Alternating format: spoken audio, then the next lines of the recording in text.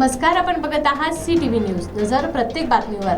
हिंदी आणि मराठी भाषेत बातम्या प्रसारित करणारे जिल्ह्यातील एकमेव channel. Sponsored by Sukhkarta associates. आणि आता पाहूयात गेले 24 तासातील बातम्या पटापट. ताडोबा अंधारी व्याघ्र प्रकल्पात बफर झोनमध्ये असलेले रिसॉर्ट सध्या चर्चेचा विषय ठरत आहेत. यामध्ये पूल पार्टी आणि मद्य पार्टी प्रचंड प्रमाणात चालते आणि समजा कुणी रिसॉर्ट मालकाने याकरिता मज्जाव केला तर त्याचे रिसॉर्ट बरखास्त केलेच म्हणून समजा. अशातच पद्मापूर येथील पोद्दार रिसॉर्टमध्ये सोमवारी सकाळी एका पूल पार्टीत मद्यप्रेमी तरुणांनी गोंधळ घालत रिसॉर्ट व्यवस्थापकावर चाकूने हल्ला केला. यात ते गंभीर जखमी झाले.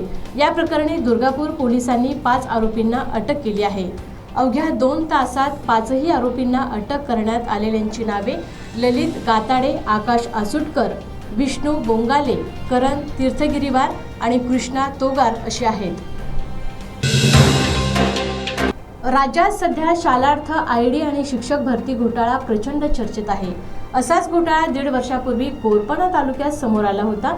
नांदा येथील प्रभू रामचंद्र विद्यालयात सहाय्यक शिक्षिकेची बोगस भरती केल्याप्रकरणी संस्था सचिव तथा विद्यालयाचे मुख्याध्यापक अनिल मुसळे यांच्यासह संबंधित शिक्षिकेविरुद्ध गडचांदूर पोलीस ठाण्यात गुन्हा दाखल करण्यात आला. मात्र या प्रकरणात राजकीय दबाव इतका वाढला की अजूनपर्यंत त्यांच्यावर दोषारोप पत्र दाखल करण्यात आले नाही. प्रभू रामचंद्र विद्यालयात सचिव असलेले तथा विद्यालयाचे मुख्याध्यापक अनिल मुसळे हे चंद्रपूर जिल्हा मध्यवर्ती सहकारी बँकेत लिपिक पदावर कार्य करत होते. एकाच वेळी त्यांनी शैक्षणिक संस्था व जिल्हा बँक अशा दोन्ही ठिकाणाहून वेतन घेतल्याने शासनाची फसवणूक केल्याची तक्रारही आहे. शिक्षण विभागाने बँकेला पत्र देऊन सविस्तर माहिती मागवली आहे आणि या प्रकरणाची सुनावणी शिक्षण मंत्री दादा भुसे यांच्याकडे सुरू आहे. राजुरा येथील रंगनाथ स्वामी सहकारी पतसंस्थेत 75 लाख रुपयांचा घोटाळा झाल्याची धक्कादायक बातमी समोर आली आहे. हा घोटाळा बराच जुना असून त्यावेळेस प्रबंधक असलेले भूपेंद्र हनुमंते यांनी बनावट दस्तावेज स्वीकारून दोघांना 55 आणि 20 लाखांचे कर्ज मंजूर केले. वर्तमान प्रबंधक देवेंद्र डुकरे यांना ही बाब लक्षात येताच त्यांनी राजुरा आणि गडचांदूर पोलीस ठाण्यात तक्रार दाखल केली. कर्जदार गणपत धांडे आणि रामराव दातारकर यांच्यासोबत संगनमत करून तत्कालीन प्रबंधक भूपेंद्र हनुमंते यांनी पतसंस्थेला गंडा घातला. या प्रकरणी पोलिसांनी चौकशी सुरू असून अजून काही मासिक गळायला लागतात का याची चाचपणी सुरू आहे. रेती तस्करांची हिंमत इतकी वाढली आहे की सरळ एखाद्यावर संशय घेऊन त्याच्यावर हल्ला करण्यापर्यंत रेती तस्करांची मजल गेली आहे. अमरावती जिल्ह्यात एका ढाबा मालकावर रेती तस्करीची माहिती देतो म्हणून रेती तस्करांचा संशय होता आणि रात्री या रेती तस्करांनी या ढाब्यावर हल्ला करत ढाबा मालकाची दोन्ही 4 चाकी वाहन फोडले. त्यानंतर ढाब्यावर पेट्रोल टाकून ढाबा पेटवून दिला. त्या ढाब्यामधील सिलेंडरचा स्फोट झाल्याने आगीने रौद्र रूप धारण केले. आपला जीव कसाबसा वाचवीत ढाबा मालक आणि त्याची पत्नी आणि त्याचे नातेवाईक शेतात जाऊन लपले.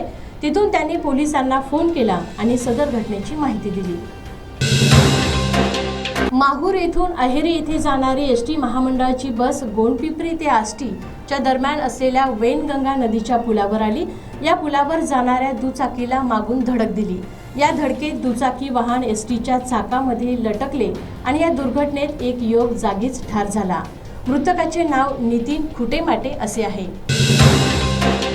दुचाकी वाहन चोरी करायचे आणि नंतर त्याचे बनावट कागदपत्रे तयार करून तीच दुचाकी दुसऱ्यांना विकायची असा प्रकार गडचिरोली जिल्ह्यात सुरू होता आणि नेमकी हीच बाब गडचिरोली पोलिसांच्या लक्षात येताच त्यांनी तपासाची सूत्रे हलवली आणि या तपासात त्यांना आंतरराज्य टोळीच हाताला लागली.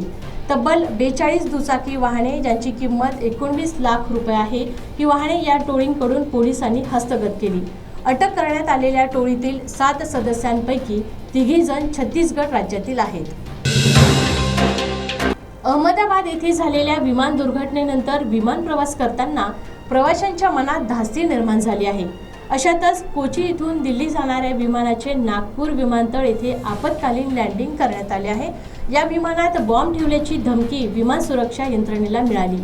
त्यामुळे हे विमान नागपूर विमानतळावर लँड करण्यात आले.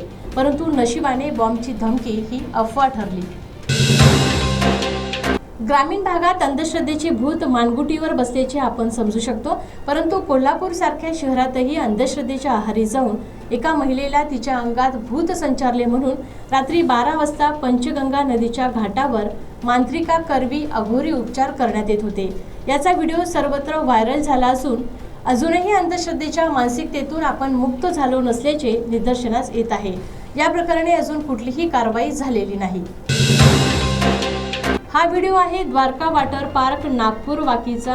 धनशक्तीच्या जोरावर व राजकीय वरहस्त पाठीवर असल्याशिवाय एवढा माज चढत नाही। सर्वसामान्य जनता पैसे मोजून आनंद लुटण्यासाठी येते आणि मालक, मॅनेजर आणि बाउन्सर्स मस्तवाल असतील। साधी आत्मीयता व सभ्यता पाळता येत नसेल तर नागपूरकर माननीय देवेंद्र फडणवीस यांनी प्रशासनाला आदेश देऊन यांचा परवाना रद्द करून यांना जेलमध्ये टाकण्याचे धाडस दाखवावे। नागपूर गुन्हेगारीचे केंद्र बनत आहे, कारण अशांच्या पाठीशी राजकारणी व प्रशासन यांची मिलीभगत सुरू आहे। तर ह्या होत्या आजच्या पटापट बातम्या। लवकरच भेटूया पुन्हा काही नव्या बातम्यांसह। तोपर्यंत अशाच बातम्यांचे अपडेट पाहण्यासाठी बघत रहा CTV न्यूज, नजर प्रत्येक बातमीवर। नमस्कार।